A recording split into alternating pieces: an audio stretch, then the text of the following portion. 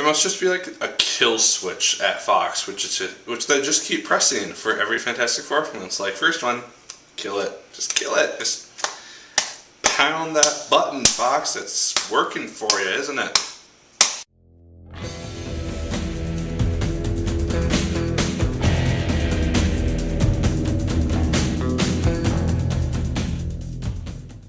Hello once again, watchers of good movies. My name is Nick Pell, and this is once again coming from my apartment. I got to go see The Fantastic Four. Is this movie the worst film I've ever seen?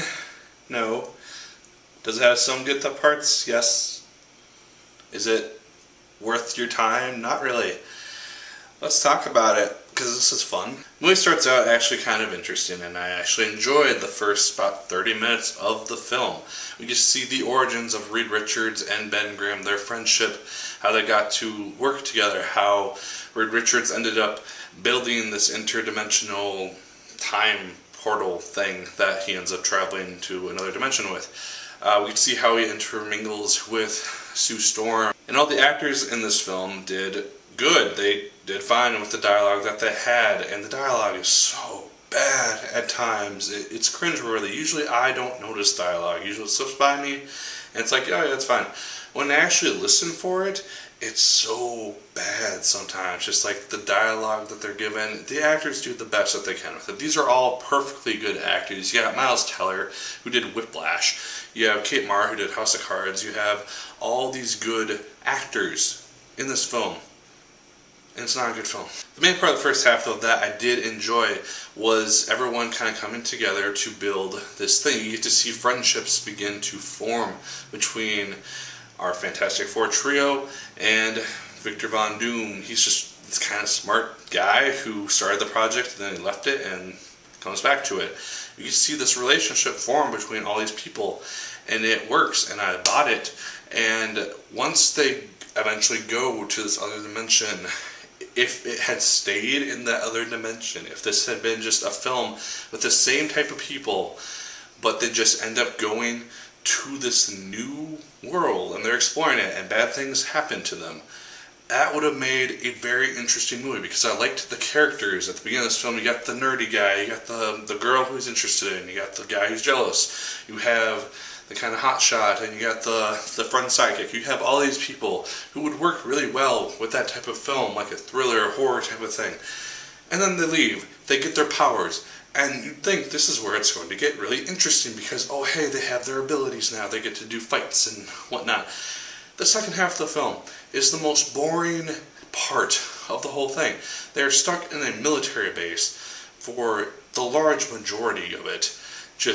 They learn how to use their powers. It's like, oh, 1 year later, and they're all suddenly masters of their abilities. We don't get to see a montage. We don't get to see them really experiment. They are, it's not how you do a superhero movie. And there's no fights, except for the very end. And the very end fight is very bad.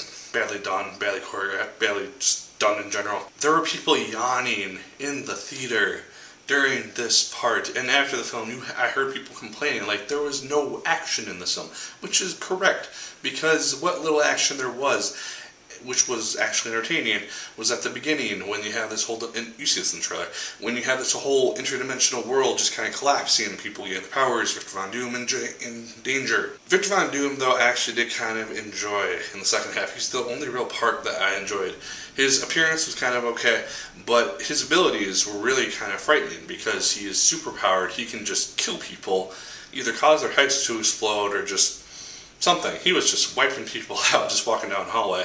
That was cool. I enjoyed that. That would have made it for an interesting foe, and something that this team, who has never worked together before as a unit before the final fight, keep in mind, you think this would be a really tough challenge for them. The fight is done in 5 minutes. That's not how you do with a guy who's just wiping people out left and right, this seemingly all-powerful being, and then just, oh, he gets beaten by these guys who don't really know what they're doing. It doesn't work. Generally with superhero films, from what I've seen, you have this big bad who seems all really powerful. You have this group of misfits, for lack of a better term, who don't know really what they're doing with their powers. They come together, they try to take them out, they get devastated. Bad things happen, and then they kind of have to regroup, learn what they're doing, and come together again to once they know what they're doing, they are a team and united and blah blah blah to defeat this one foe, which seems all powerful, and they eventually do it. That's how you do a general superhero origin story type of film. They did not do that for this film. I was bored out of my mind for probably like an hour of this film. Just, my god.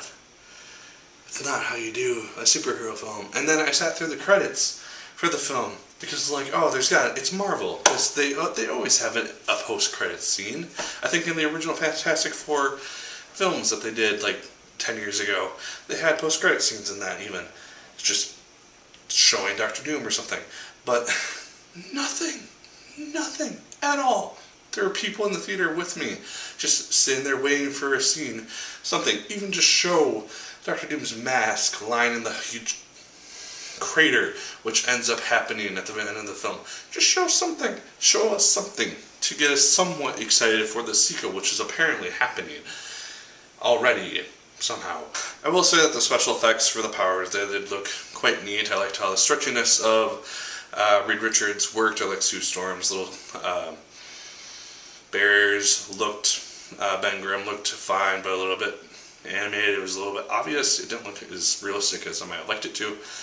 Human Torch looked fine. I thought fire, that's all I really need. But the second half of this movie just kills it. If it had stayed at the interest level and if it had used powers, people go to these superhero films to see the powers, or these abilities at least, be used to some degree.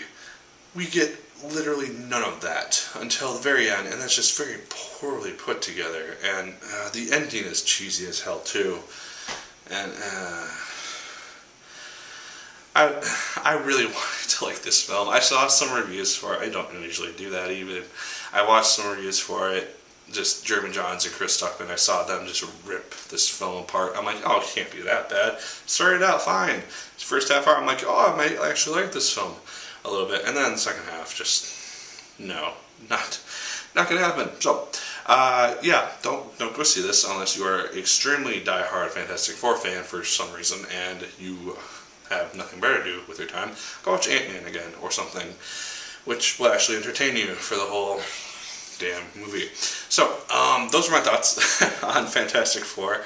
Let me know yours in the comments down below. Did you actually like the film much more than I did? Did you hate it as much as I did? Let me know. Like, favorite, comment, and subscribe. Once again, if you so choose, I appreciate it immensely. And as always, my people, my name is Nick Pell. And once again, keep on watching.